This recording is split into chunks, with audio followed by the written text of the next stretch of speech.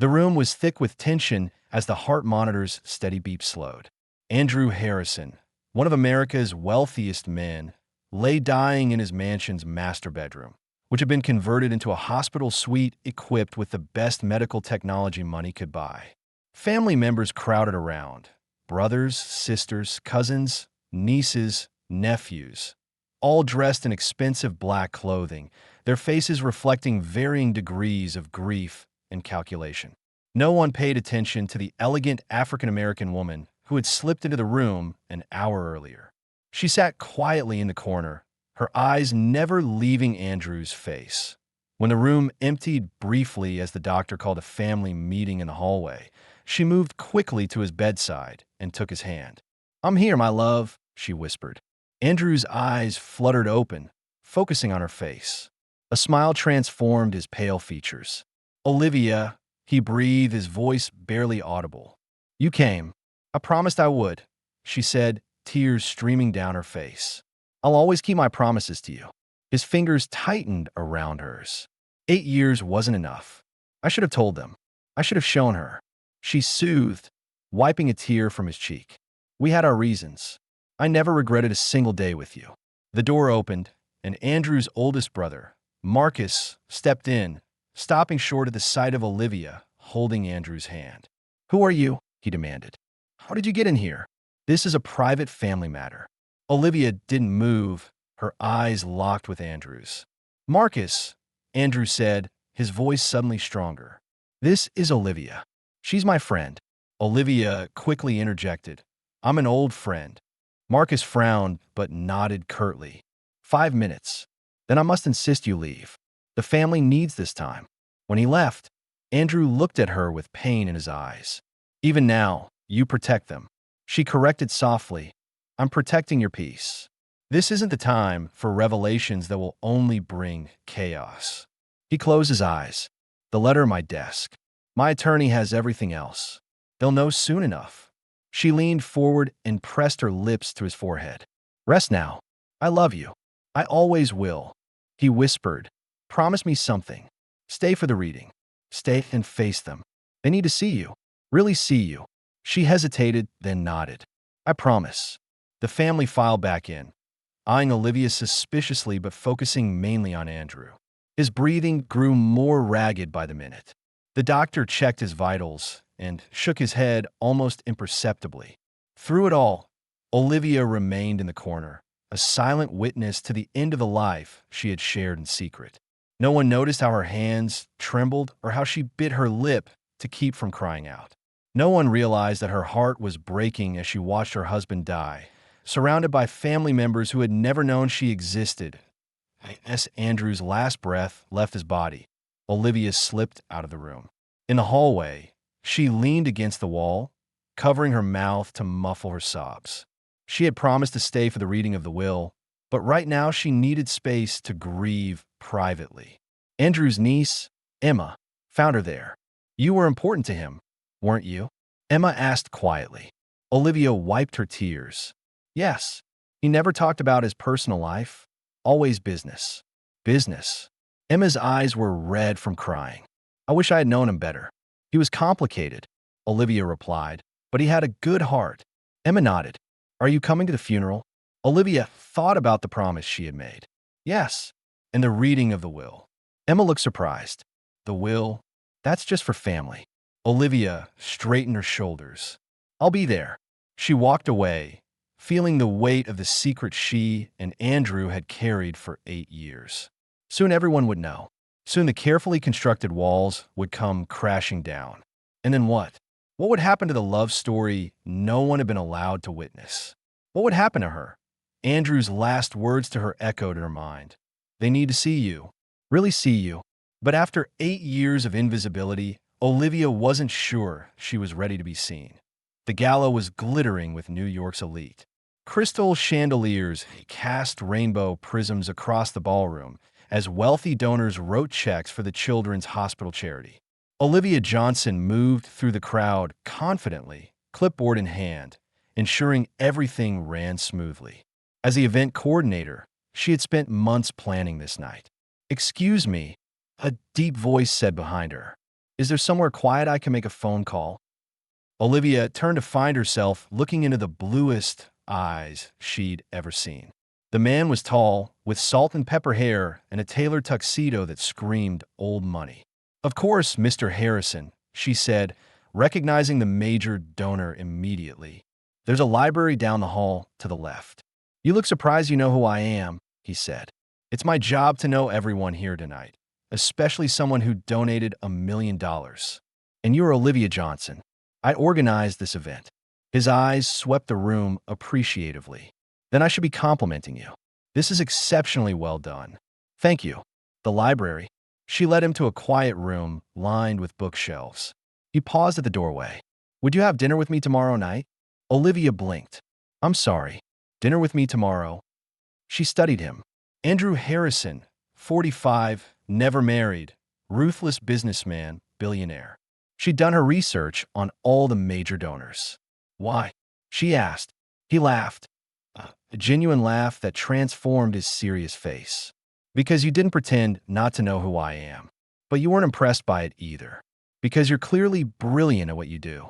Because you're the most beautiful woman I've ever seen. I don't date clients, she said firmly. The event's over tomorrow. I won't be your client anymore. His eyes twinkled. Just dinner. If it's terrible, you never have to see me again. She shouldn't. She really shouldn't. But something in his directness intrigued her.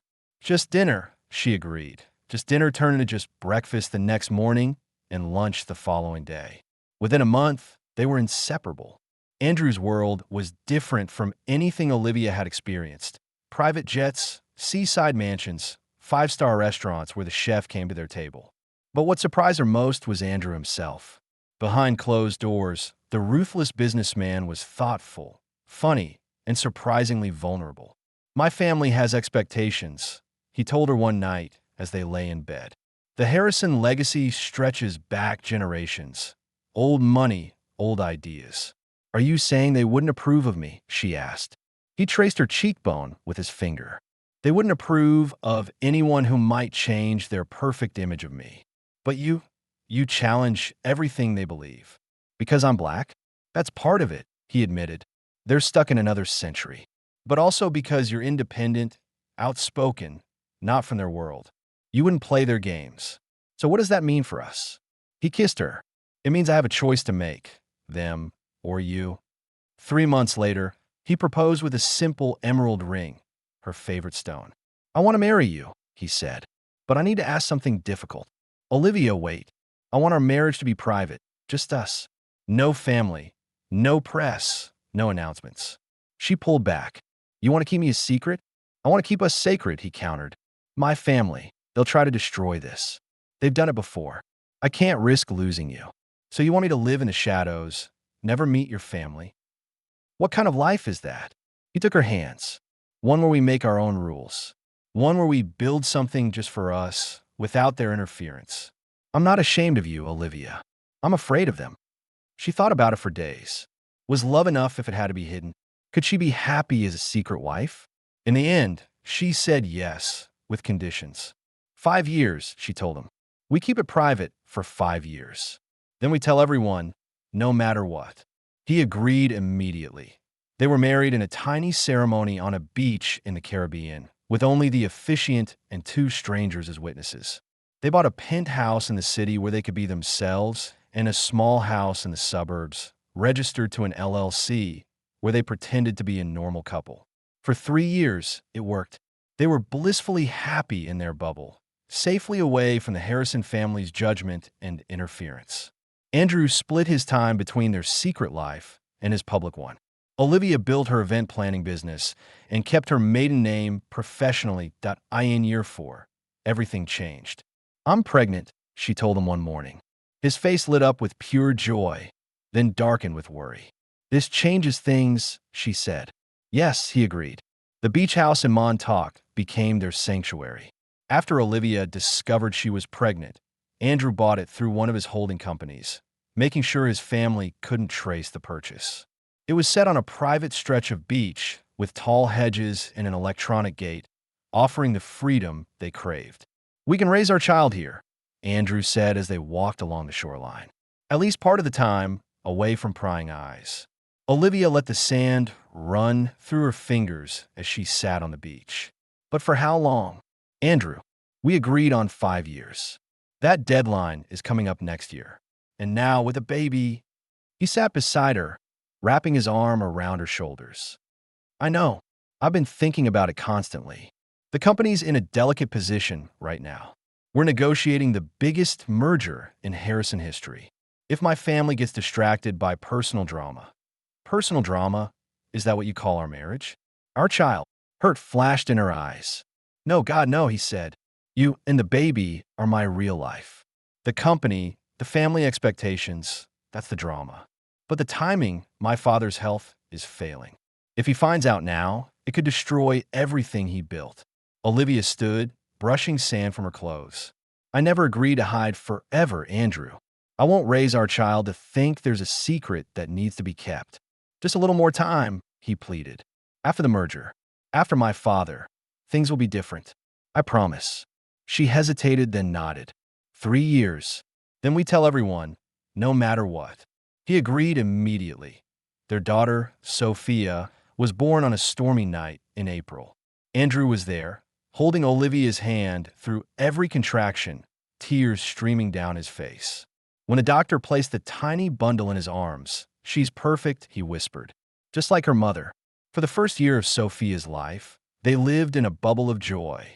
Andrew adjusted his schedule to spend 4 days a week at the beach house. The other 3, he maintained his public image in the city, while Olivia and Sophia stayed in Montauk. It wasn't ideal, but they made it work. When Sophia turned 1, Andrew missed the small party Olivia had planned. The board meeting ran late, he explained over the phone. Then father had another crisis. I can't get away tonight. She heard the exhaustion in his voice. It's okay. We recorded everything. She won't remember anyway. But you will. He said quietly, I'm failing you both. You're doing your best in an impossible situation, she assured him.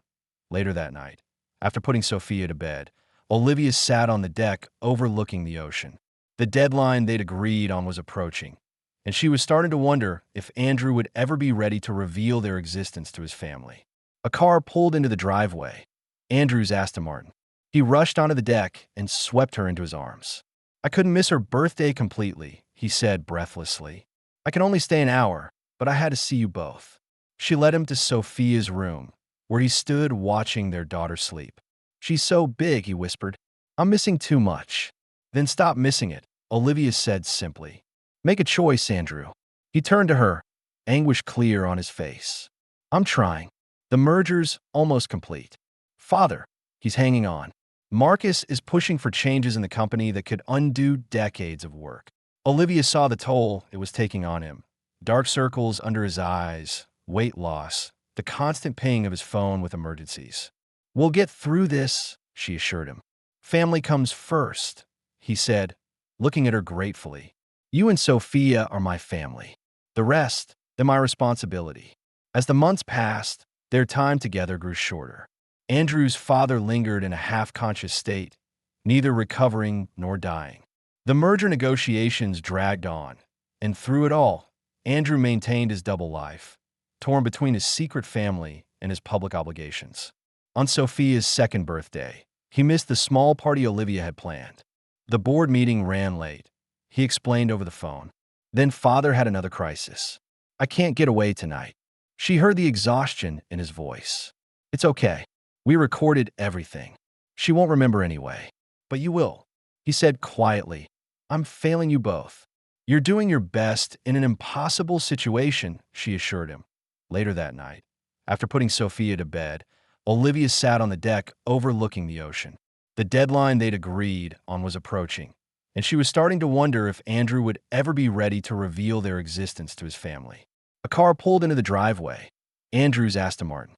He rushed onto the deck and swept her into his arms. I couldn't miss her birthday completely, he said breathlessly. I can only stay an hour, but I had to see you both. She led him to Sophia's room, where he stood watching their daughter sleep. She's so big, he whispered. I'm missing too much. Then stop missing it, Olivia said simply. Make a choice, Andrew. He turned to her, anguish clear on his face. I'm trying. The merger's almost complete. Father, he's hanging on. Marcus is pushing for changes in the company that could undo decades of work. Olivia saw the toll it was taking on him. Dark circles under his eyes, weight loss, the constant ping of his phone with emergencies. We'll get through this, she assured him. Family comes first, he said, looking at her gratefully. You and Sophia are my family. The rest, they're my responsibility. On Sophia's third birthday, Andrew was diagnosed with pancreatic cancer. The beach house kitchen was filled with the smell of coffee and pancakes when Andrew arrived on a Tuesday morning. It was unusual for him to come on a weekday, and Olivia knew immediately something was wrong. Daddy, Sophia squealed, running to him with sticky hands. At 3 years old, she was a perfect blend of both parents, Andrew's blue eyes and Olivia's warm brown skin and curly hair. Andrew scooped her up, holding her tighter and longer than normal. Over their daughter's head, his eyes met Olivia's. The pain she saw there made her stomach clench. Why don't you finish your breakfast, sweetie? She suggested to Sophia. Daddy, and I need to talk for a minute. Once Sophia was settled with her pancakes and a coloring book, they stepped onto the deck. What is it? She asked, her voice steady despite her racing heart. Andrew took a deep breath. I've been having some pain. Thought it was stress or maybe an ulcer. I finally went to a doctor last week. She waited, holding her breath. It's pancreatic cancer, stage 3. The world tilted beneath her feet. No, that can't be. There must be a mistake. He shook his head. I got a second opinion yesterday. It's aggressive. It's already spread to nearby tissues.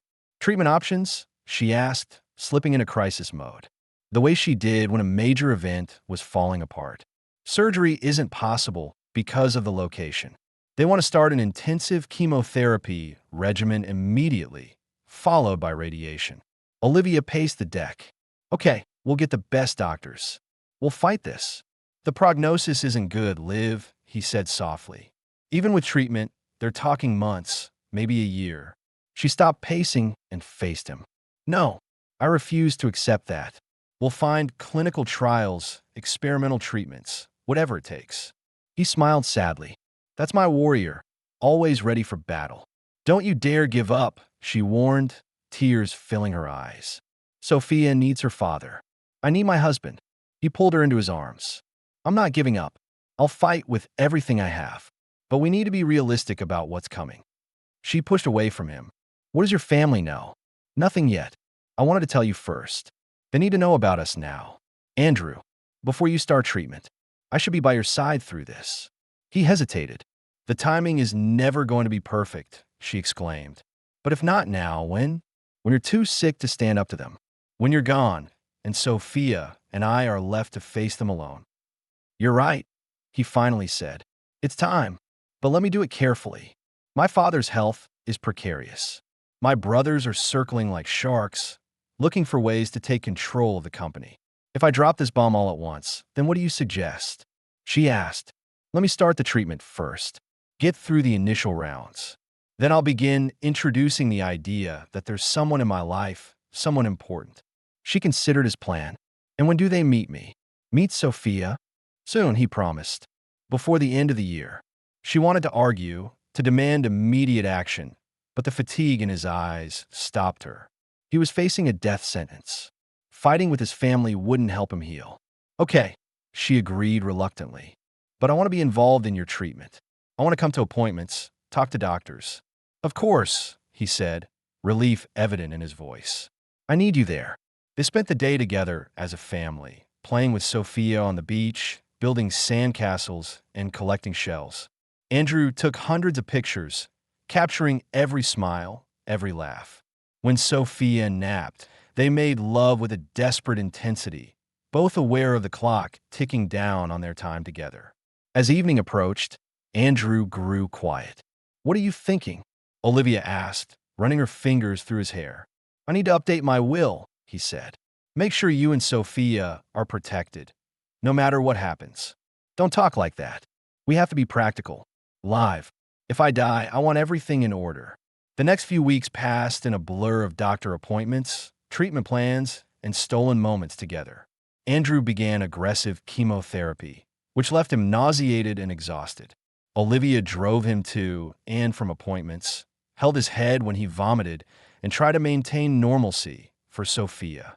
On the days when Andrew was too sick to leave the city, Olivia would bundle Sophia into the car and drive to their penthouse apartment.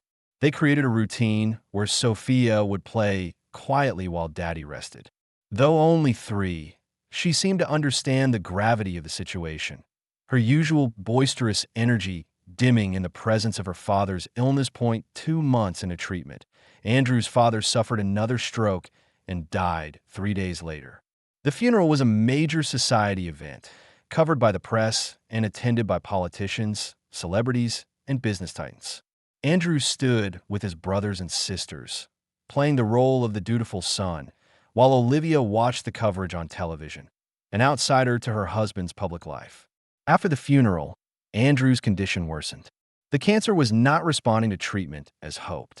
Instead of introducing Olivia to his family as planned, he was now fighting for every day, every hour.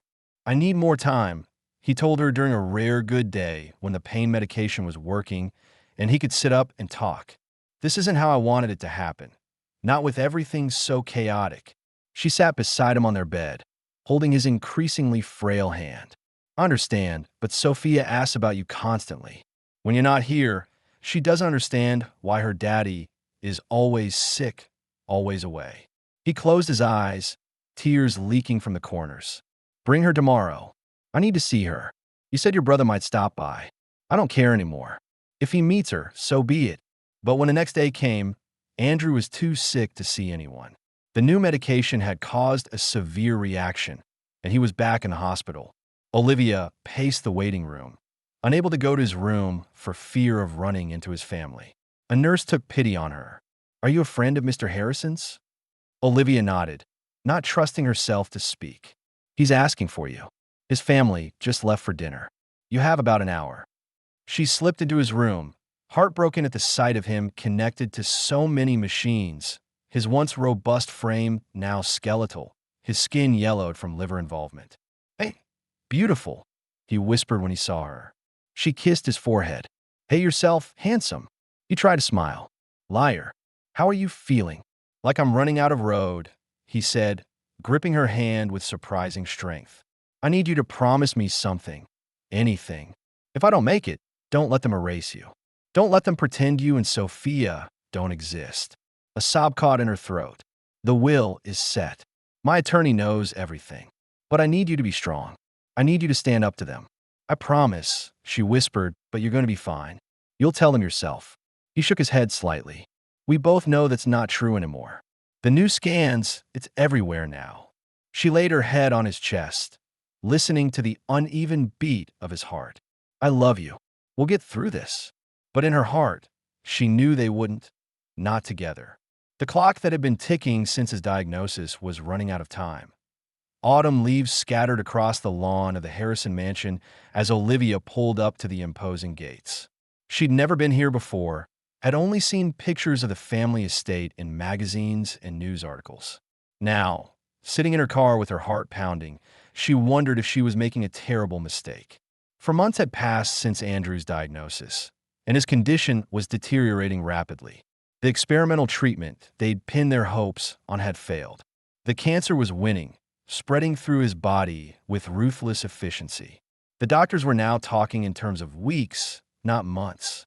Yesterday, Andrew had been moved from the hospital to his family home to live out his final days.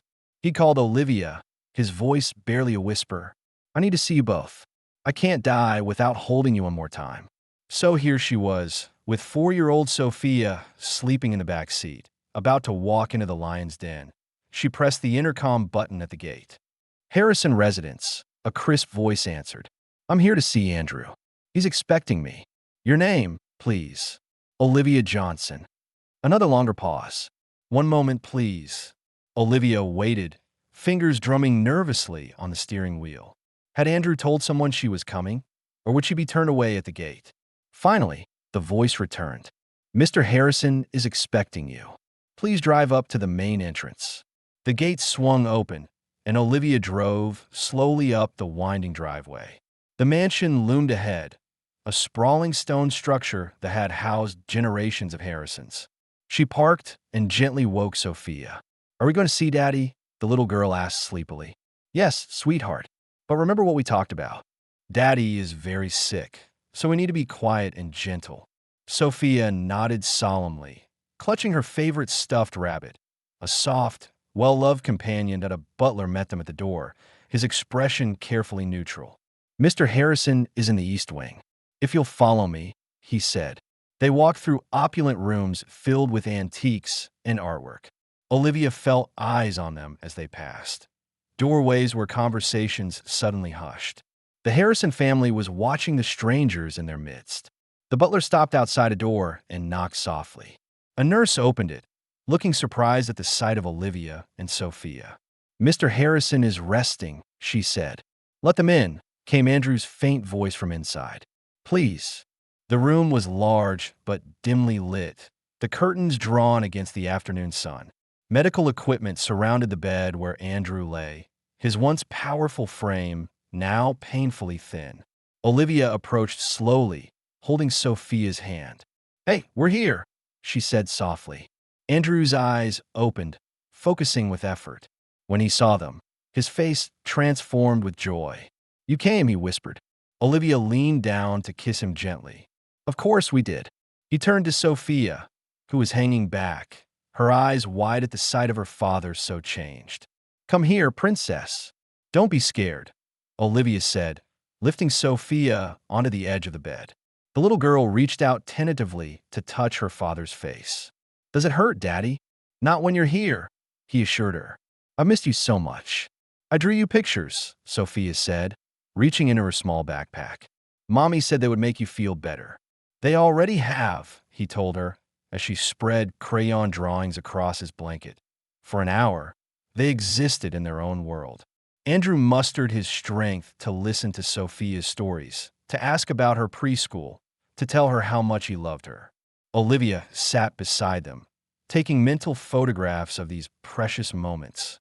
A knock at the door broke their bubble, and Andrew's brother, Marcus, entered without waiting for a response.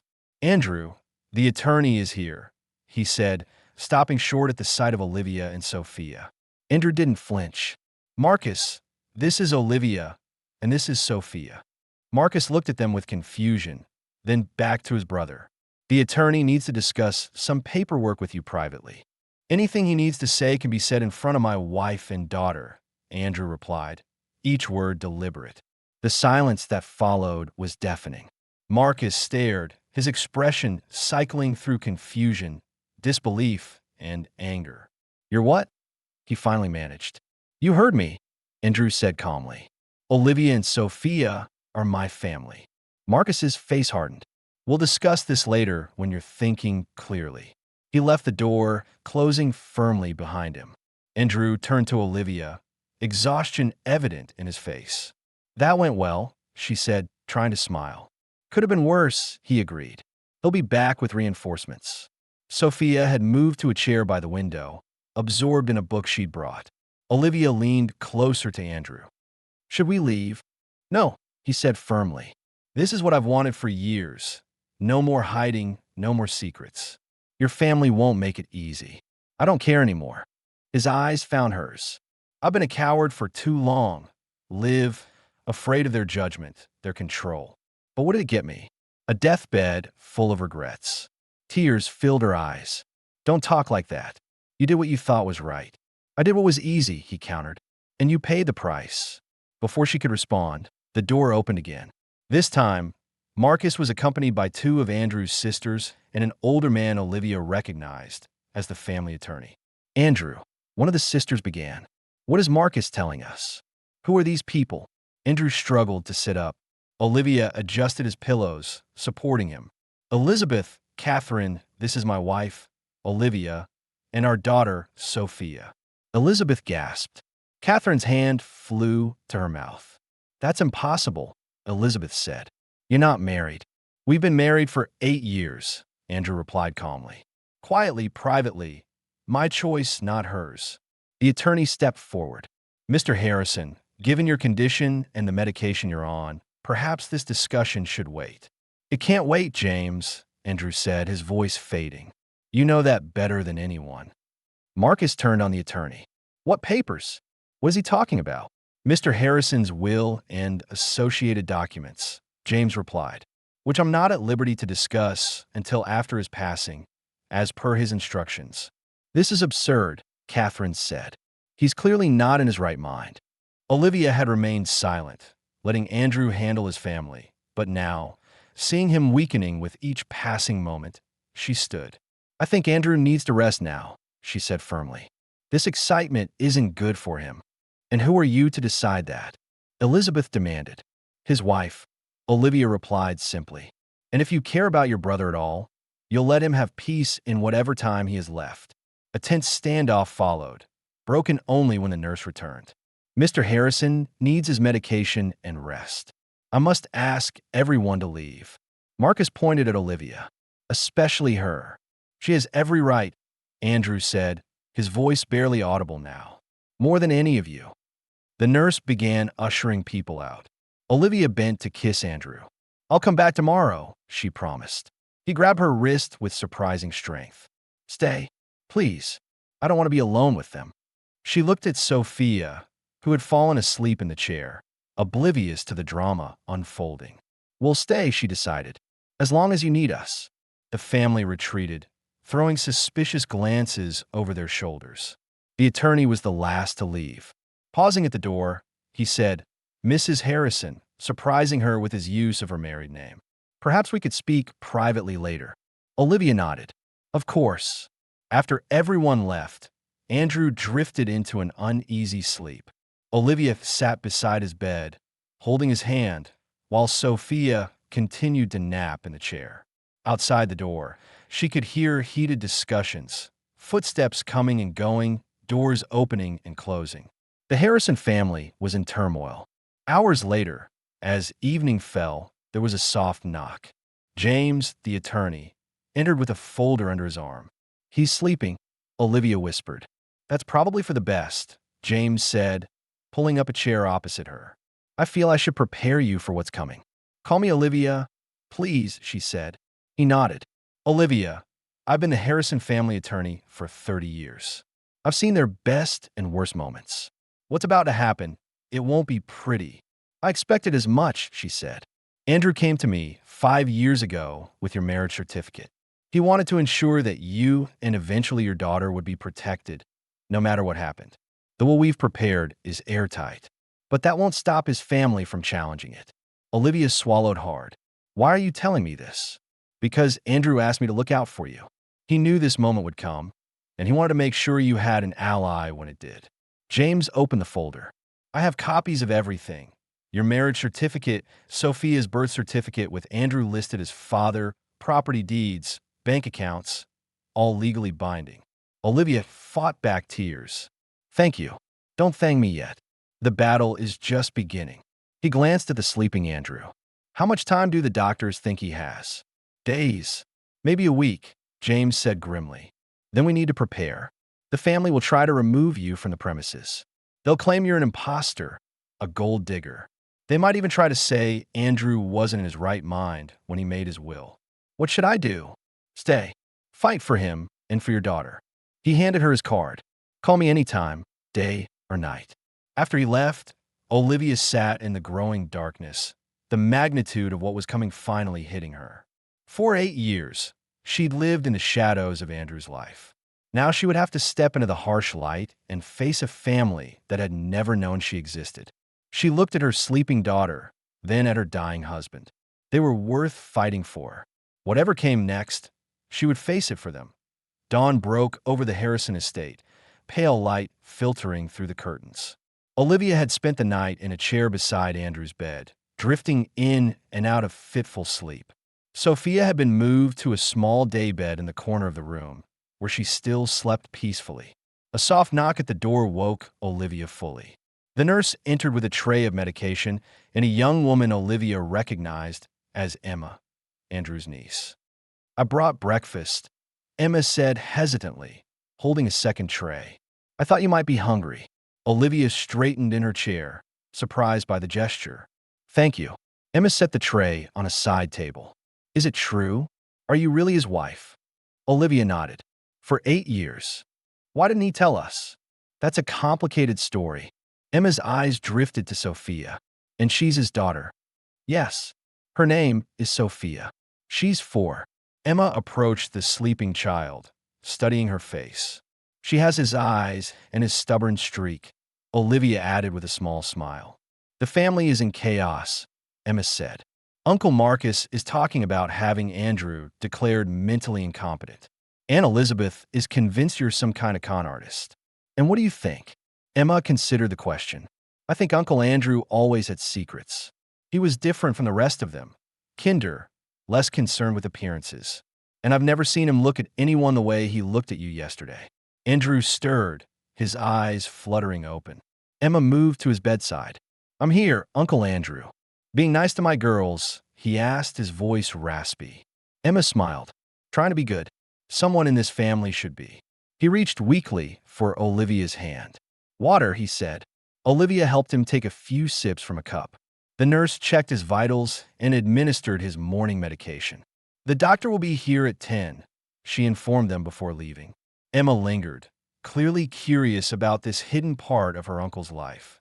Can I get you anything else? Just keep the wolves at bay a little longer, Andrew said. I need time with my family. Emma nodded. I'll try, but they're determined. Uncle Marcus is talking about lawyers, court orders. It's getting ugly. Let them try, Andrew said with a flash of his old determination. I prepared for this. After Emma left, Sophia woke up and climbed onto the bed with Andrew for a precious hour. They were just a family, reading stories, sharing memories, pretending the world outside the room didn't exist. Then reality intruded in the form of Marcus, accompanied by a man in an expensive suit. Andrew, this is Dr. Reynolds. He's here to evaluate your mental state. Andrew's jaw tightened. Get out, Marcus. It's for your own good. You're clearly not thinking rationally, and we need to protect my family. Andrew finished. That's what I'm doing, protecting my real family. Marcus's face flushed with anger. This woman shows up out of nowhere with a child, claiming to be your wife. And you expect us to believe it? You've never even mentioned her. That was my choice. My mistake, not hers. The doctor cleared his throat. Perhaps we could have a few minutes alone, Mr. Harrison, just to talk. Anything you have to say can be said in front of my wife and daughter, Andrew said. Dr. Reynolds glanced at Marcus, who nodded slightly. Very well. I'd like to ask you a few questions about your current situation and decisions. For the next 20 minutes, the doctor tried to trap Andrew with circular questions and leading statements. Despite his weakened state, Andrew remained sharp, answering clearly and consistently. Olivia watched with pride as her husband defended their family with his last strength. Finally, the doctor stood. I'll need to compile my findings. Let me save you the trouble, Andrew said. I'm dying, not delusional. My faculties are intact. My decisions are my own. And if my family can't accept that, it's their problem, not mine. After they left, Andrew collapsed back against his pillows, exhausted.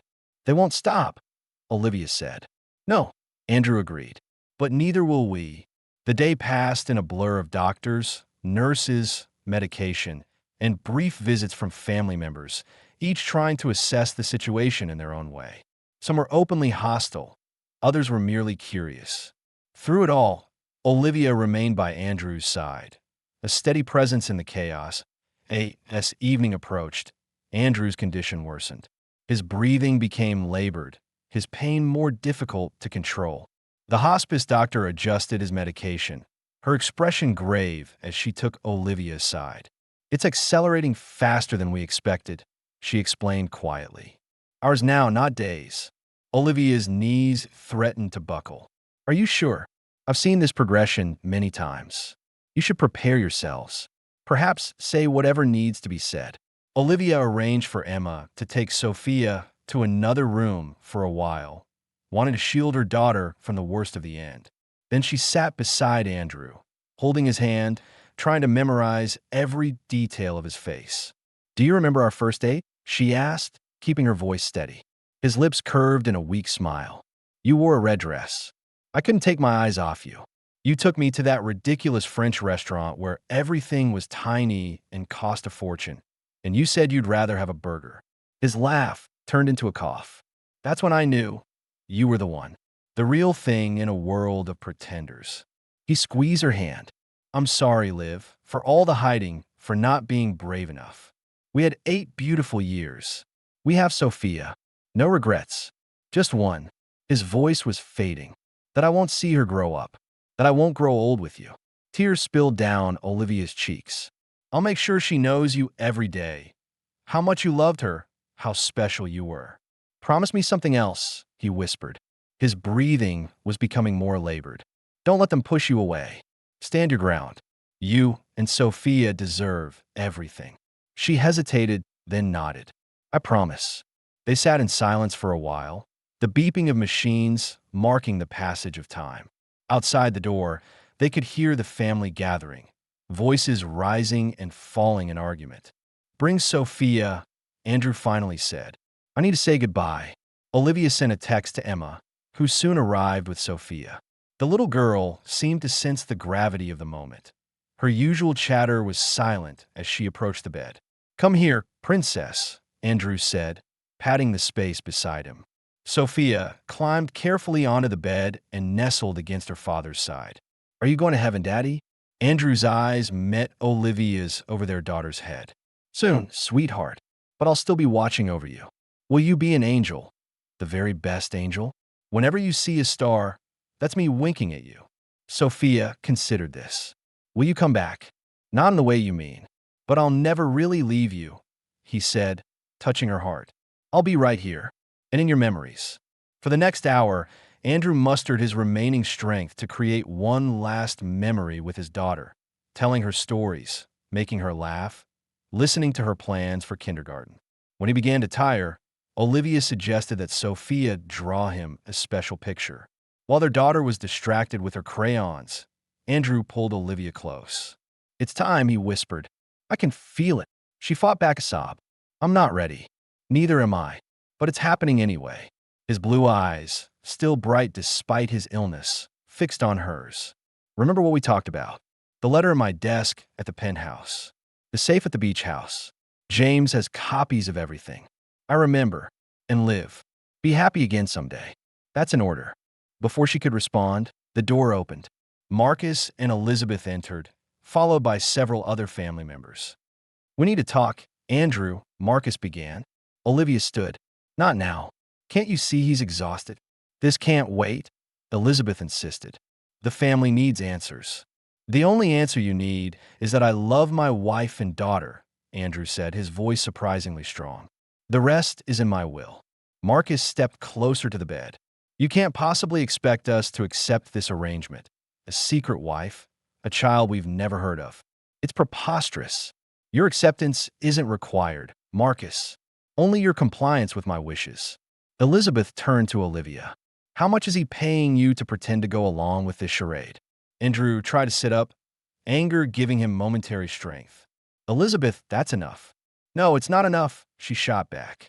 You bring these strangers into our home, claim their family, and expect us to just accept it after a lifetime of shutting us out of your personal life. How do we even know she's yours? Sophia looked up from her drawing, her bottom lip trembling at the raised voices.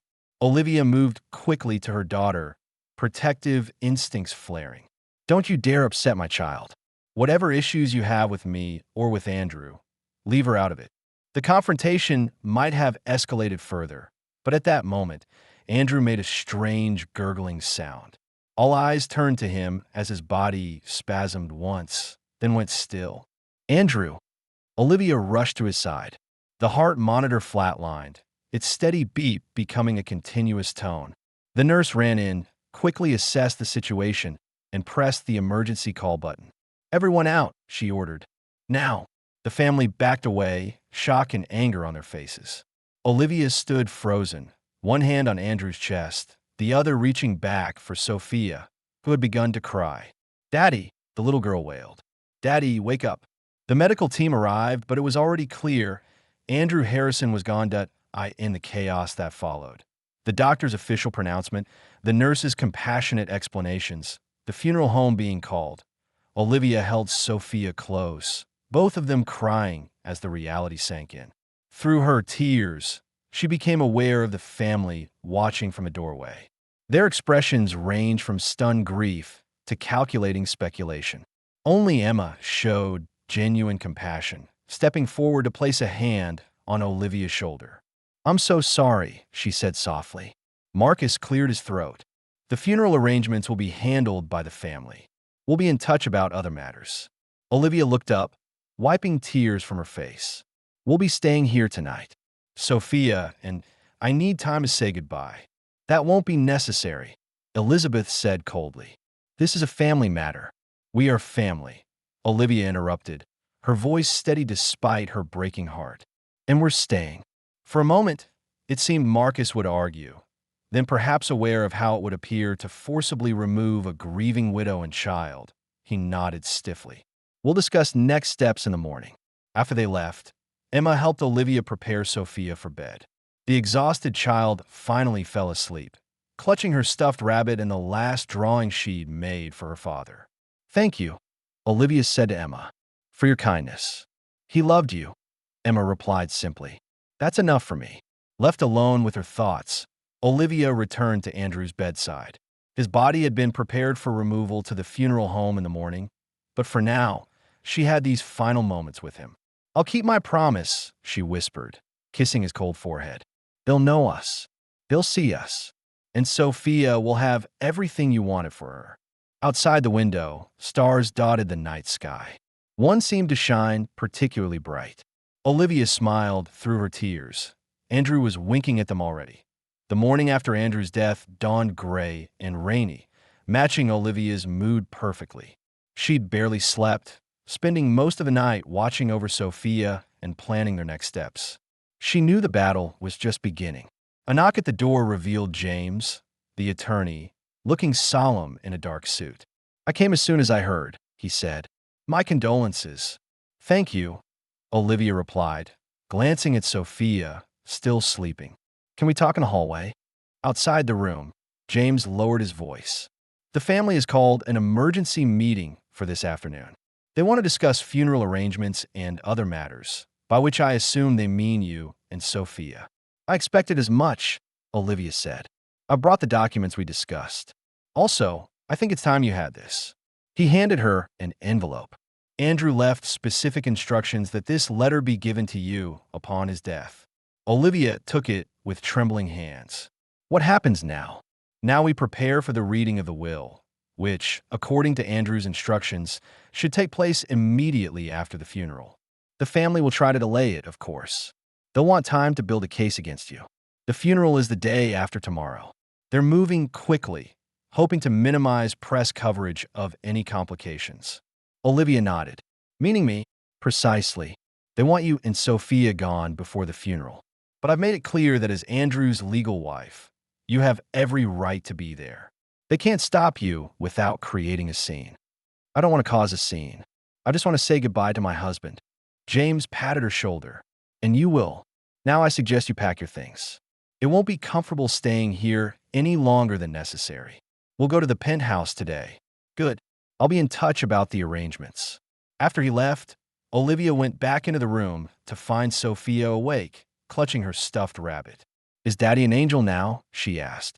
Olivia sat beside her daughter, pulling her close. "Yes, sweetheart. He's an angel now. I miss him." "Me too, baby. Me too." They spent the morning packing their few belongings. Olivia was acutely aware of the household staff watching them, whispering among themselves. The family kept their distance, communicating through messengers and notes rather than facing her directly. By noon, they were ready to leave. Olivia had hesitated about taking anything from Andrew's room, but finally decided on a few small items: his favorite watch, a book from his nightstand, the drawing Sophia had made in his final hours. As they prepared to walk out, Marcus appeared in the foyer. "A moment, Mrs. Harrison," Olivia steeled herself. "Yes. The funeral will be a private, family-only affair. I'm sure you understand." She met his gaze steadily. "I understand perfectly what you're trying to do, Marcus. But I will be at my husband's funeral. Sophia and I will say goodbye to him properly. This situation is already difficult enough without adding a spectacle," he said. "Then don't create one." Accept who we are and move forward. His jaw tightened. We'll see what the courts have to say about who you are. I've been discreet for 8 years. That ends now. Before he could respond, she took Sophia's hand and walked past him out of the house to the penthouse. Olivia tucked Sophia in for a nap, then finally opened Andrew's letter. His familiar handwriting brought fresh tears to her eyes. My dearest Olivia, it began. If you're reading this, I've left you alone to face what I was too cowardly to confront in life. I'm sorry for that, sorrier than you can imagine. But I'm not sorry for a single moment of our life together. You and Sophia were my real world. Everything else was just shadows. By now, my family is circling, looking for ways to erase you from my life. Don't let them. Fight with everything you have. The will is airtight. James has all the documentation. The letter in my desk contains everything you need to know: accounts, passwords, properties, investments. There's a safe at the beach house with cash and other essentials in case things get complicated. I should have introduced you to the world years ago. I should have stood proudly with you and Sophia and let everyone see the man you helped me become. That's my greatest regret. But regrets don't matter now. What matters is the future, your future and Sophia's. I've set things up to protect you both, to give you everything you deserve. It won't be easy. The family will fight, but you're stronger than all of them combined. Remember our first anniversary? You said something I never forgot. Love isn't what you say. It's what you do. I hope that, in the end, what I've done proves how much I loved you both. Live well, my darling. Be happy. And when Sophia looks up at the stars, remind her that I'm looking back. Oh, my love, always. Andrew. Olivia pressed the letter to her heart, allowing herself a few moments of pure grief before carefully folding it and putting it away. Then she found a key to Andrew's home office and opened his desk. Inside was another envelope, just as he described, containing a detailed accounting of their financial situation. The numbers made her breath catch. Andrew had always been generous, but she'd had no idea of the full extent of his wealth or how much of it he'd put in her name over the years. There were accounts she didn't know existed, properties in several countries, investment portfolios, trust fund for Sophia, everything meticulously documented and legally arranged to be irrefutable. Her phone rang. James, calling to confirm the funeral details. 2 days from now, 10 a.m. at St. Patrick's Cathedral, he told her. Private service, then burial at the family plot in Westchester. The reading of the will is scheduled for 3 p.m. in my office. Will there be press? Inevitably. Andrew Harrison's death is news, but the family is trying to keep it low-key. What should I expect of the reading? Olivia asked. Drama, outrage, possibly legal challenges on the spot. Are you prepared for that? Olivia looked at the documents spread across Andrew's desk, at the photograph of the three of them from Sophia's 3rd birthday. I'm prepared for anything. The next 48 hours passed in a blur of practical arrangements and emotional upheaval. Olivia ordered appropriate funeral clothes for herself and Sophia, contacted her closest friends who rallied around with support and childcare offers, and read and reread Andrew's financial documents, making sure she understood everything. And through it all, she grieved. In quiet moments when Sophia was asleep, in sudden waves that hit without warning, in dreams where Andrew was still alive and well. The morning of the funeral arrived with clear skies and unseasonable warmth. Olivia dressed Sophia in a simple black dress with a white collar, then put on her own black sheath dress. Elegant but understated. They took a car service to the cathedral, arriving just as the family was gathering on the steps. Murmurs rippled through the group as she approached, holding Sophia's hand.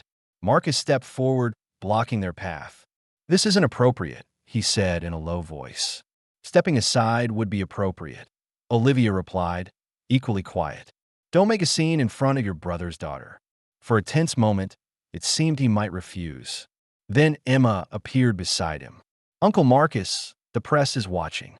Indeed, several photographers had gathered across the street, lenses trained on the family tableau. Marcus hesitated, then grudgingly moved aside. Inside, Olivia and Sophia sat in the front row, across the aisle from the immediate family. The massive cathedral was only partially filled. Andrew had been intensely private in life, and his circle of genuine friends was small. Business associates, politicians, and society figures made up most of the attendees. The service was traditional and impersonal. None of the speakers, Andrew's oldest brother, a business partner, a childhood friend, seemed to know the real man at all. They spoke of his business acumen, his philanthropic contributions, his family legacy. Nothing about his gentle humor, his love of simple pleasures, his devotion to his daughter. When the final hymn ended, the family rose to follow the casket out. Olivia and Sophia fell in step behind them, drawing curious glances and whispered questions from the mourners. At the cemetery, the family arranged themselves around the grave. Again, Olivia and Sophia stood apart, though Emma broke ranks to stand beside them. "You would have wanted you here," she whispered. As the minister spoke the final prayers, Sophia tugged at Olivia's hand. "Can I put my drawing with Daddy?" she asked. Olivia hesitated, aware of the watching family, then nodded. "Of course, sweetheart." After the casket was lowered, while the family placed their roses on top, Sophia stepped forward with her folded drawing. Elizabeth made a small sound of protest, but a sharp look from Emma silenced her. The little girl carefully dropped her artwork into the grave. "Bye, Daddy," she said clearly. "Don't forget to wink at me." In that moment, even the hardest heart seemed to soften slightly. There was no denying the child's grief was genuine. Her connection to Andrew was real. As the gathering dispersed, James approached Olivia. 3 p.m. at my office," he said. "Do you need the address?" "I know where it is." Marcus overheard. "You're not seriously proceeding with the reading today. It's inappropriate." "It was your brother's explicit instruction," James replied firmly. 3 p.m. The hours between the burial and the reading passed with excruciating slowness. Olivia took Sophia back to the penthouse, where a friend came to stay with her, then stole herself for the confrontation ahead. She changed into a more businesslike outfit and headed to the attorney's office. The conference room was already tense when she arrived. The entire Harrison family was there, along with their personal attorneys. Conversation stopped abruptly when she entered. James gestured to a seat at the head of the table. "Mrs. Harrison, please." The use of her married name sent another ripple of displeasure through the family. Olivia sat calmly, placing her purse on the table in front of her. "Now that everyone is here," James began, "we can proceed with the reading of Andrew Harrison's last will and testament." Before he could continue, he noted, "This will has been properly executed, witnessed, and notarized. Mr. Harrison was of sound mind when he signed it 6 months ago, as attested by 2 physicians and a psychiatric evaluation." He looked pointedly at Marcus, who had opened his mouth to object. "Furthermore, any challenges to the will must be filed formally through the courts. Today is simply about informing all parties of its contents." He opened a folder and began to read. The first sections were standard: revocation of previous wills, appointment of executives, payment of debts. Then came the bequest to his siblings. Andrew left specific personal items and modest cash gifts, generous by normal standards but insignificant given his overall wealth. To nieces and nephews, including Emma, he left educational trusts. To various charities, larger donations. The family grew increasingly restless as it became clear that the bulk of the estate remained undressed. Finally, James reached the key section. "To my beloved wife, Olivia Johnson Harrison, I leave the remainder of my estate, including but not limited to our homes in New York City, Montauk, Aspen, and Paris, my personal investment portfolio, my art collection, my ownership stakes in non-Harrison family businesses, and all other assets not specifically designated elsewhere." A shocked silence fell over the room, followed by an explosion of voices. "This is outrageous. She can't possibly contest this immediately." James raised his hand. "There's more." When quiet reluctantly returned, he continued, "To my precious daughter, Sophia Elizabeth Harrison, I establish a trust to be administered by her mother until she reaches the age of 25, at which time she will have full control. This trust includes my shares in Harrison Industries and all associated companies."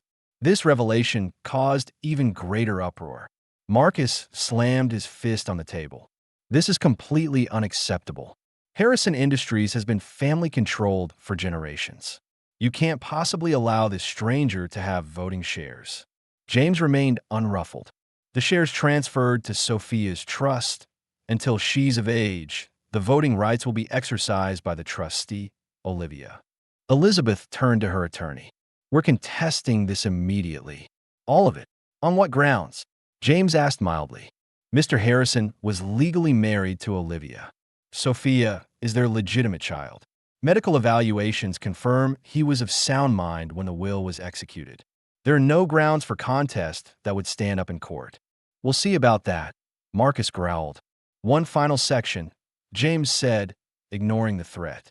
Andrew had included a personal message to be read at this time. He turned a page and began to read. To my family, I know this comes as a shock. I regret the secrecy that has characterized the happiest part of my life. That secrecy was my choice, not Olivia's. She wanted openness. I chose hiding. I was afraid of exactly the scene that is probably unfolding as this is read. Anger, rejection, threats.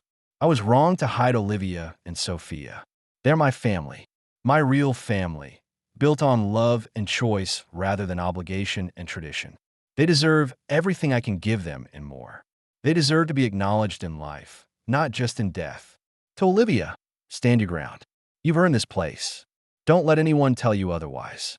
To Sophia, I'm sorry I won't see you grow up. Know that you were the light of my life. Everything I built for you. To all of you, I hope someday you'll see what I saw. That family is about love, not bloodlines. That the Harrison legacy is not just about money and power, but about doing what's right. For a moment, no one spoke. Then Marcus stood. We'll be filing a formal contest first thing tomorrow. Don't get comfortable, Mrs. Harrison. This isn't over. Olivia rose to face him. I never thought it would be Marcus. But Andrew prepared for this moment for years. Every document is in be unraveled. You'll waste a lot of money and time trying to undo what can't be undone. We'll see about that, Marcus snapped. Elizabeth added, yes, we will. Olivia gathered her purse. In the meantime, I suggest you all take some time to reflect on Andrew's final message. He wanted peace, not war. As she turned to leave, Emma stopped her. I meant what I said earlier. You would have wanted to be there today, and he would be proud of how you're handling this. Olivia squeezed the young woman's hand. Thank you, Emma. That means more than you know. She walked out with her head high, feeling Andrew's presence beside her, guiding her steps. The battle was just beginning, but for the first time since his death, Olivia felt certain of victory, not just for herself, but for the man who had loved her enough to secure her future, even when he couldn't secure a place for her in his present. The lobby of Harrison Industries headquarters buzzed with activity as Olivia stepped through the revolving doors. 2 weeks had passed since the reading of the will, and as predicted, the family had launched an all-out legal battle to contest it. But today wasn't about legal maneuvers. Today was about something more important. The security guard at the desk looked up questioningly. Can I help you, ma'am? I'm here to see Linda Chun, head of PR, Olivia said. I believe she's expecting me. A quick phone call confirmed her appointment, and soon she was being escorted to the executive floor. The curious glances of employees followed her progress. Word had spread quickly about Andrew Harrison's secret wife, igniting a firestorm of gossip and speculation. Linda Chin, a sleek, efficient woman in her 40s, greeted Olivia with professional warmth. Mrs. Harrison, thank you for coming. I appreciate your willingness to meet here rather than neutral ground. This company was important to my husband, Olivia replied. I see no reason to avoid it. Linda led her to a conference room where 2 other people waited. The company's general counsel and a man Olivia recognized as the head of digital communications. As we discussed on the phone, Linda began, the press inquiries are becoming overwhelming. We need a unified approach. The general counsel, David Winters, cleared his throat. Before we proceed, I should note that the family has instructed us not to cooperate with Mrs. Harrison in any way. Linda's mouth tightened, and as I reminded them, I work for Harrison Industries, not for individual family members. The company's reputation is my concern, and right now, The speculation is damaging that reputation. Olivia appreciated the woman's professionalism. What do you propose? A controlled release of information, Linda explained. A statement confirming your marriage to Andrew, acknowledging your daughter, and establishing a simple narrative that respects both your privacy and the company's need for transparency. What about the legal challenges? Olivia asked. David looked uncomfortable. That's a separate issue. Not to the press. It isn't, Linda countered. Every business publication is running stories about succession chaos and leadership crisis. We need to stabilize the narrative. For the next hour, they hammered out a strategy. Olivia would do one carefully managed interview with a respected business publication, accompanied by a press release from the company. No details about why the marriage had been kept secret. No mudslinging against the family. Just the facts presented with dignity. As they wrapped up, Linda walked Olivia to the elevator. He talked about you, Linda said. Olivia looked at her in surprise. Andrew? Linda nodded. Not by name, but sometimes late at night when we were working on a crisis, he'd mention having someone who kept him grounded, someone who saw the real him, not the CEO. I always wondered who that person was. He kept his worlds very separate, Olivia said softly. Too separate, maybe. For what it's worth, I think he would approve of how you're handling this. With grace, but also with strength. Thank you, Olivia replied. As the elevator doors opened, Linda added one more thing. Emma Harrison has been asking to meet with you. Off the record, away from the family. Olivia considered this. Tell her to call me directly. Back at the penthouse, Olivia found Sophia and her nanny back from their trip to the park. The little girl ran to her, arms outstretched. Mommy, we saw ducks. Olivia scooped her up. Did you? That sounds exciting. And Emma gave me ice cream, Sophia added. Olivia froze. Emma, the nanny looked apologetic. She approached us near the playground. I wasn't sure what to do, but she was so nice. Just wanted to say hello to Sophia. It's okay, Olivia said. Emma is a friend. But next time, please call me first. After Sophia went down for her nap, Olivia's phone rang. An unknown number. Hello, it's Emma. I hope you don't mind that I got your number and that I saw Sophia today. Olivia sat on the edge of the couch. I don't mind. Sophia seemed happy to meet you. She's amazing, so much like Andrew. Emma paused. I wanted to talk to you about the family meeting tomorrow. They didn't tell you, of course. They didn't.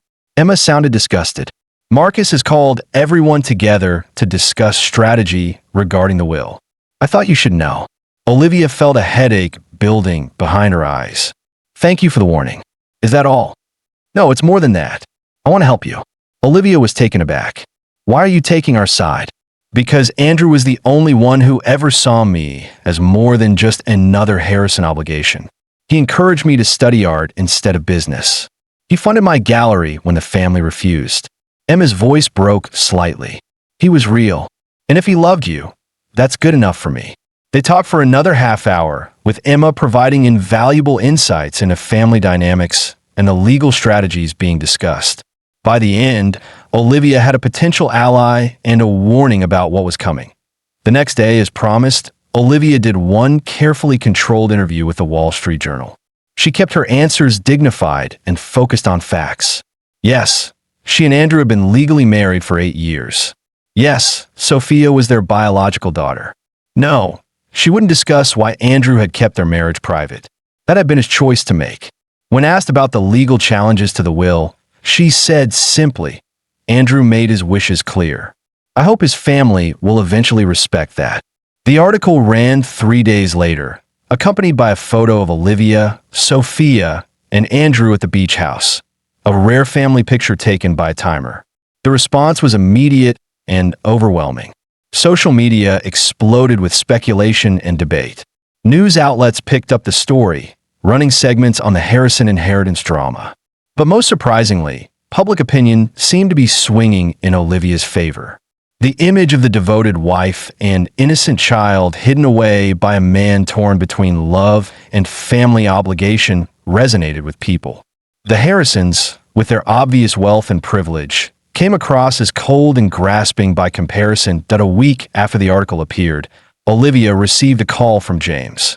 The family wants to meet, he said without preamble, to discuss a settlement. Olivia wasn't surprised. The public relations disaster was growing by the day. What kind of settlement? She asked. They're offering $20 million in exchange for you relinquishing all claims to Harrison Industries shares and agreeing to change Sophia's last name. Olivia actually laughed. Not a chance. Their fallback is $50 million, and you can keep the penthouse. They could offer $1 billion, and I'd still say no. This isn't about money. It's about respect, for me, for Sophia, and for what Andrew wanted. I'll relay your response, but be prepared. They're getting desperate. Things might get ugly. Olivia sighed. Let them do their worst. We're not going anywhere. The next morning, Olivia woke to a flurry of text messages from friends. A tabloid had run a front-page story. Harrison widow's secret past revealed. The article dredged up old photos from her college days, made veiled references to past relationships, and quoted anonymous sources who claimed she had trapped Andrew in order to access his fortune. Olivia felt sick reading it, but refused to be intimidated. She called Linda Chin immediately. I assume you've seen it, Linda said when she answered. Yes, and I assume those anonymous sources are family members. Most likely. Unfortunately, tabloids don't have to verify sources the way legitimate publications do. Linda sounded apologetic. How do you want to handle this? We don't. Responding only gives it credibility. Smart move. For what it's worth, the family is taking a beating on this. Several major clients have expressed concern about the company's stability given the succession fight. The board is getting nervous. That afternoon, Emma called again. I'm so sorry about that garbage in the tabloid, she said immediately. It's disgusting what they're doing. Thank you. We're okay. There's something else you should know. Uncle Marcus got access to Andrew's medical records somehow. He's building a case that the cancer treatments affected Andrew's judgment when he made the will. Olivia gripped the phone tighter. That's ridiculous and probably illegal. Definitely illegal. I overheard him talking to his attorney about it. I think you should tell James. After hanging up, Olivia called not only James, but also her own newly hired attorney. Within hours, they had filed for an emergency injunction against the use of any illegally obtained medical records in the will contest. The judge granted it the next day, along with an order from Marcus to explain how he had accessed private medical information. It was the first real legal victory, and it sent a clear message. Olivia wasn't going to be bullied or outmaneuvered 3 weeks after Andrew's death. As the legal battle continued to escalate, Olivia received an unexpected visitor at the penthouse. Elizabeth Harrison stood at her door, looking uncomfortable but determined. May I come in? She asked wearily. Olivia stepped aside. Sophia is napping, she said. That's fine. I want to talk to you anyway. Elizabeth entered, her eyes taking in the apartment, the space that had been Andrew's secret home for years. This is lovely, she said. Thank you. Would you like some tea? Elizabeth nodded. Following Olivia to the kitchen, neither spoke as Olivia prepared the tea and set out cups. Finally, seated across from each other at the kitchen island, Elizabeth broke the silence. I owe you an apology, she began. Olivia waited, not making it easier for her. Well, I said at the hospital about you and Sophia. It was cruel and unfair. I was shocked, but that's no excuse. No, it isn't, Olivia agreed. Elizabeth sipped her tea, clearly struggling. I've had time to think since then, to look at that picture in the article, to see how happy Andrew looked with you. He was happy. That's the thing. Elizabeth set down her cup carefully. I can't remember the last time I saw him look like that around us. He was always so guarded, so formal, like he was playing a role. Olivia's expression softened slightly. He felt trapped by expectations. I'm starting to understand that, Elizabeth said, pulling something from her purse, a small photo album. I found this in his office at the mansion, hidden in a false bottom of his desk drawer. She slid it across to Olivia, who opened it with trembling fingers.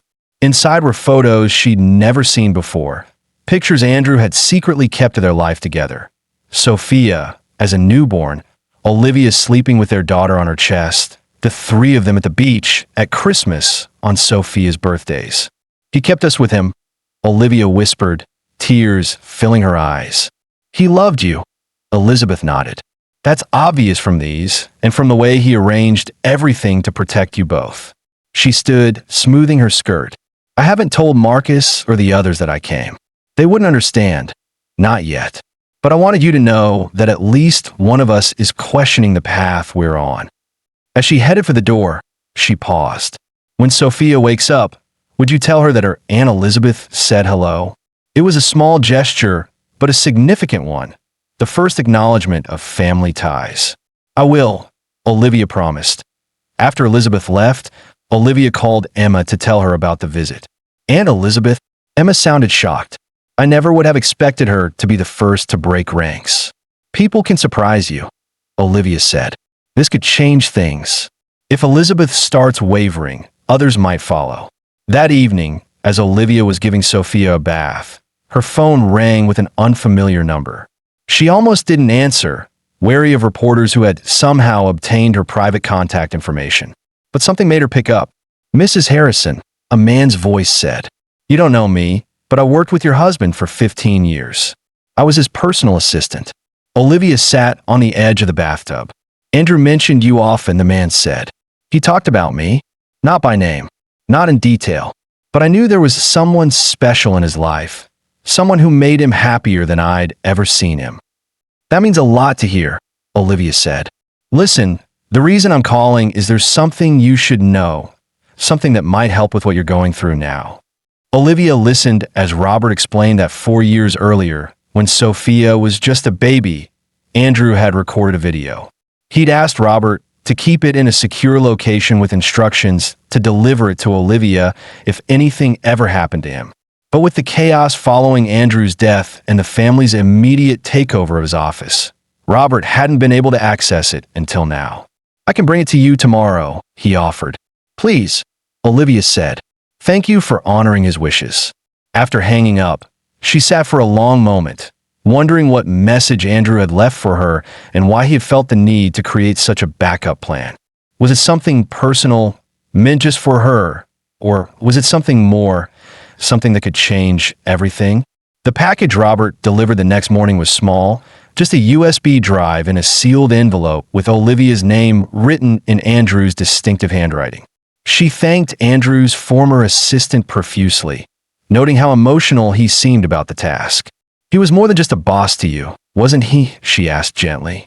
Robert nodded. 20 years together through everything. He was family. He hesitated. Mrs. Harrison, I want you to know that he trusted you completely. Olivia touched his arm. That means a lot to hear. After he left, she plugged the drive in her laptop and opened the single video file it contained. Andrew's face filled the screen, healthy and vital, recorded long before the cancer had begun its ravages. Olivia, he began, his blue eyes looking directly into the camera. If you're watching this, something has happened to me, and I never found the courage to do what I should have done years ago. I'm sorry for that. More sorry than you can ever know. He shifted in his seat. She recognized the background as his private office in the penthouse. I'm recording this message as insurance. Insurance that you and Sophia will be protected no matter what happens. That the truth will be known. He took a deep breath. I've updated my will to provide for you both financially. James has all the necessary documentation of our marriage, Sophia's birth certificate, everything needed to prove your legal rights. But I know my family. They'll fight. They'll try to erase you, to pretend you never existed. They might claim I was coerced or manipulated or not a sound mind. His expression hardened. So I want to state clearly and unequivocally that I, Andrew Harrison, am making these decisions of my own free will with full mental capacity and after careful consideration. I love my wife, Olivia Johnson Harrison, and our daughter, Sophia Elizabeth Harrison. They're my family, my real family, and I want them to have everything I can provide. He paused, running a hand through his hair, a gesture so familiar it made Olivia's heart ache. But this video isn't just about legal protection. It's about the truth of why I kept our marriage secret. He looked down briefly, then back at the camera with determination. The Harrison family has a long history of controlling its members through financial pressure. When I was 20, I fell in love with a woman my family didn't approve of. When I refused to end the relationship, My father threatened to cut me off, to take away my position in the company, my inheritance, everything. I was young and ambitious. I gave in. Olivia flinched. Andrew had mentioned a previous relationship, but never in such specific terms. 10 years later, my brother Marcus faced a similar situation. His first wife wasn't from the right background. The family made their disapproval clear. Eventually, the pressure destroyed their marriage. She left with a settlement, but without her dignity. Marcus remarried someone the family approved of. Andrew's jaw tightened. When I met you, Olivia, I knew immediately how my family would react. Not just because you're black, though that would certainly have been an issue for some of them, but because you're independent, strong-willed, unwilling to conform to their narrow expectations. I knew they would try to destroy what we had. He leaned closer to the camera. So I made a choice, a selfish choice. Looking back now, I chose secrecy over confrontation. I told myself I was protecting you in our relationship. But the truth is, I was protecting myself too, from their judgment, their interference, their inevitable attempts to control the situation. He closed his eyes briefly. I convinced myself it was temporary, just until the right moment. Just until my father's health improved. Just until the company was more stable. Always just until. But the right moment never came because I never had the courage to create it. He opened his eyes, which now glistened with unshed tears. I'm ashamed of that now. You deserve better. You deserved to be acknowledged, celebrated, introduced to the world as my wife. Sophia deserved to know her extended family, to be recognized as a Harrison. Instead, I kept you both in the shadows because it was easier than fighting. His voice grew stronger. But I don't want to be that man anymore. I'm recording this as a promise to you, to Sophia, to myself. Within the next year, I will tell my family the truth. I will introduce you properly. I will stop living this divided life. He leaned forward as if to turn off the camera, then stopped. One more thing. If my family contests the will, if they try to paint you as some kind of opportunist, show them this. Show the world if necessary. Let everyone know that you were never the secret. You were the light I was too afraid to share. The screen went black. Olivia sat motionless, tears streaming down her face. It was as if Andrew had reached across time and death to speak directly to her heart, to acknowledge his failings, to reaffirm his love, to give her one final gift. The video wasn't just a declaration of his intentions. It was a powerful legal tool. No judge or jury could watch it and doubt Andrew's competence or his genuine desire for Olivia and Sophia to inherit. It was the ultimate insurance policy. She reached for her phone and called James. I have something you need to see, she said simply. An hour later, James sat in her living room, having just watched the video twice. This changes everything, he said. With this, their claims of mental incapacity or undue influence are completely undermined.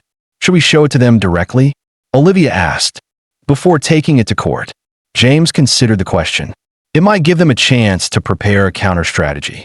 On the other hand, it might convince some of the family to drop the contest entirely. Elizabeth is already wavering. Olivia told him about the surprise visit and Emma's support. Marcus is the real obstacle, James said. He's driving this fight, and he has the most to lose if Harrison Industries' shares go to Sophia's trust. Olivia made a decision. Set up a meeting, just the immediate family. You and me. No other attorneys. Are you sure? Yes. It's time to end this, for all our sakes, but especially for Sophia's. She's lost her father. She shouldn't lose her father's family too. The meeting was arranged for the following evening at James' office, neutral territory. Olivia arrived early, the USB drive secure in her purse, her resolve firm despite her nerves. The Harrisons filed in like a funeral procession. Marcus and his second wife, Elizabeth, their younger brother, Thomas, and his husband, their sister, Catherine, with her college-age daughter, Emma. They took seats around the conference table, their expressions ranging from open hostility, Marcus, to uncomfortable awkwardness, Thomas, to cautious neutrality, Elizabeth. James opened the meeting formally. Thank you all for coming. Mrs. Harrison has requested this gathering to share some information she feels might help resolve the dispute. Marcus snorted. Unless she's withdrawing her fraudulent claims, I don't see what there is to discuss. Olivia met his gaze steadily. I understand your anger, Marcus. You believe I've appeared out of nowhere to claim what you see as your family's birthright. But I'm not a fraud, and neither is my daughter. We were Andrew's family for 8 years. He chose us, even if he didn't have the courage to tell you about that choice. Convenient that he can't verify that now, Catherine muttered. Actually, he can, Olivia said, placing the USB drive on the table. Andrew recorded this message 4 years ago and entrusted it to his personal assistant. He wanted to ensure that if anything happened to him before he found the courage to introduce us properly, his wishes would still be known. A tense silence fell over the room. James connected the drive to his laptop and turned the screen so everyone could see. Then, without further comment, he played the video.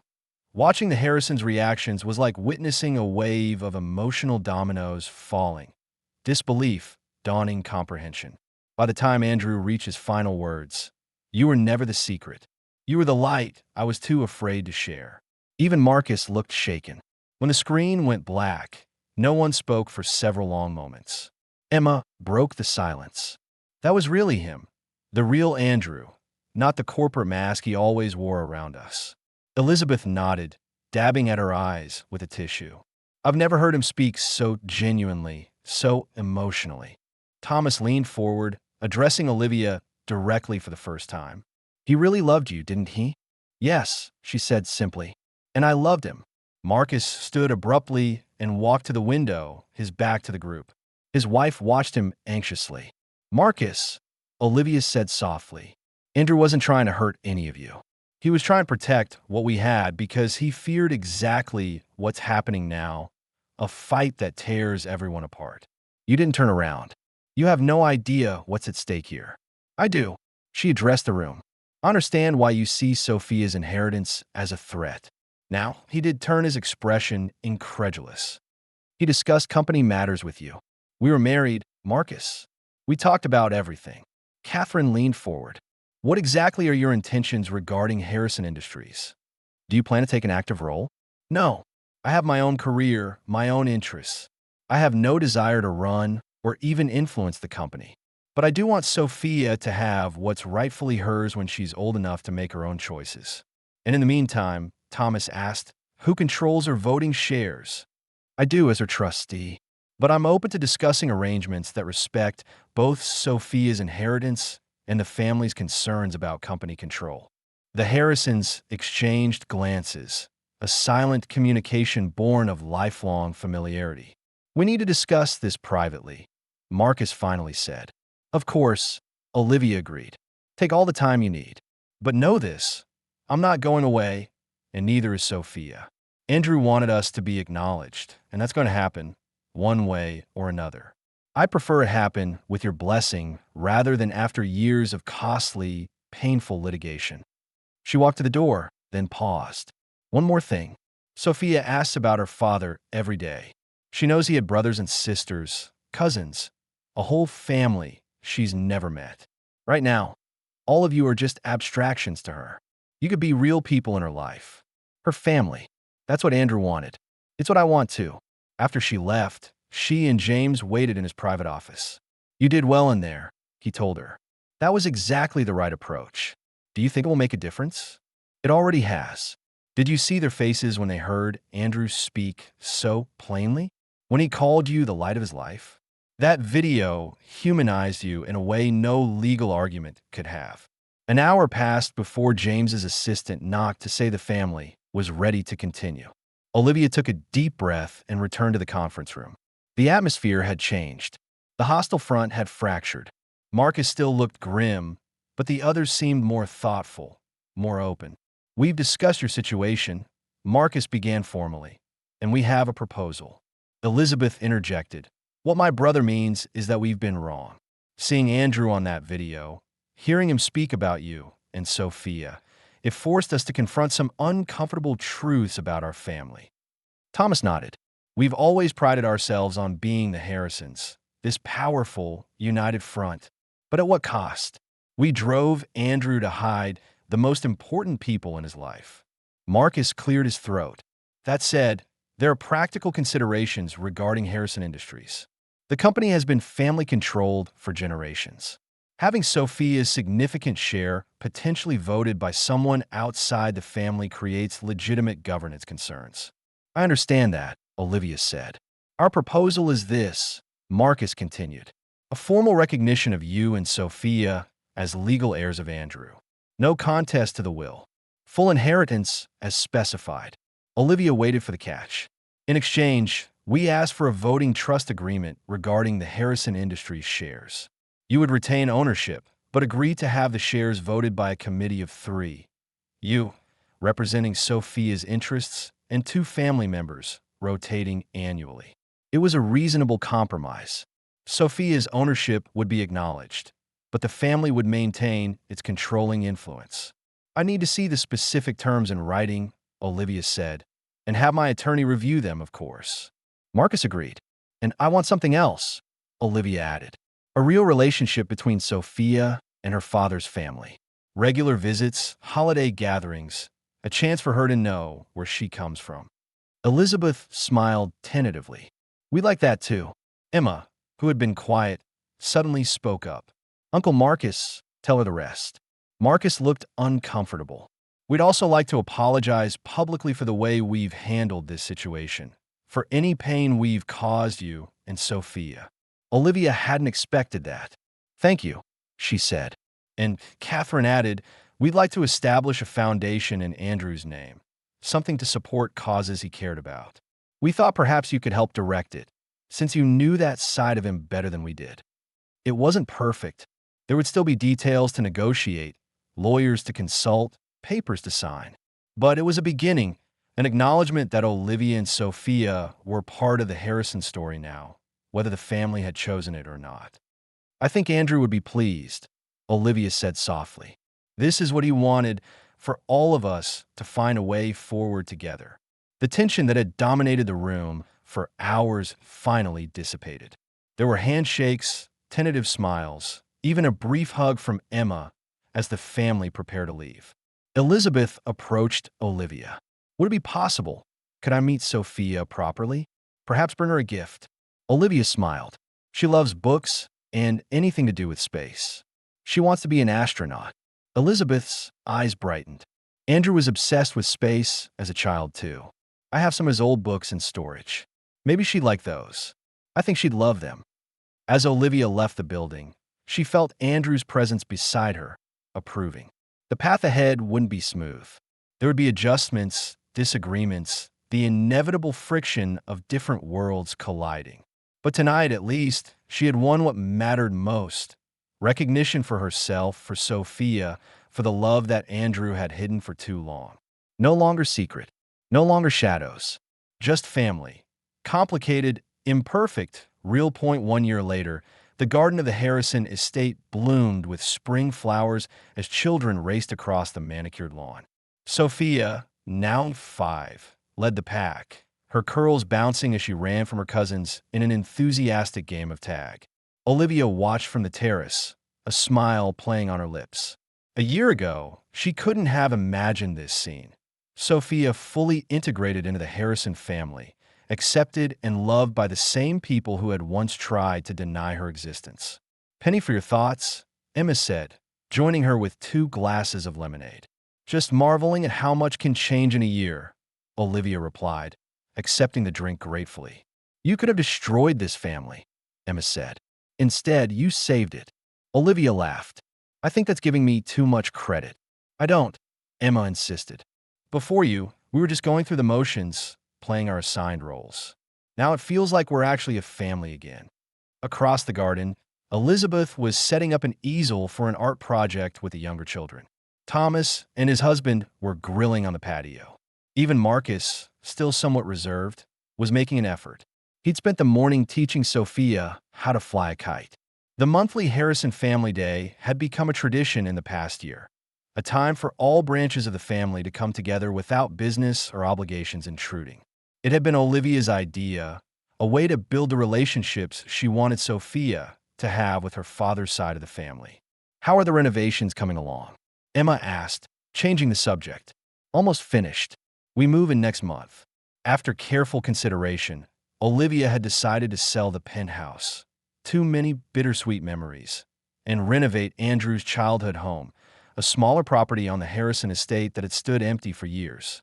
It was a symbolic choice as much as a practical one, establishing their place within the family while maintaining independence. Sophia is excited about having a backyard, Olivia added, and being closer to her cousins. And how about you? Are you excited about the new position? Olivia nodded. The Andrew Harrison Foundation, established as part of the settlement, had grown rapidly over the past year. What had started as a modest family charity had evolved into a significant philanthropic organization supporting arts education, medical research, and community development, all causes Andrew had quietly supported during his life. 3 months ago, the board, composed of both Harrison family members and independent directors, had unanimously voted to appoint Olivia as executive director. It feels right, she said, using Andrew's legacy to make a real difference. He will be proud, Emma assured her, of everything you've accomplished. Olivia's phone chimed with a text message. She checked it, smiling. Robert says the portrait arrived safely. They're hanging it in the boardroom now. Another part of the healing process, a portrait of Andrew commissioned for the Harrison Industries headquarters. Unlike the formal, stiff painting of him that had hung there previously, this one captured his warmth, his humor, his humanity.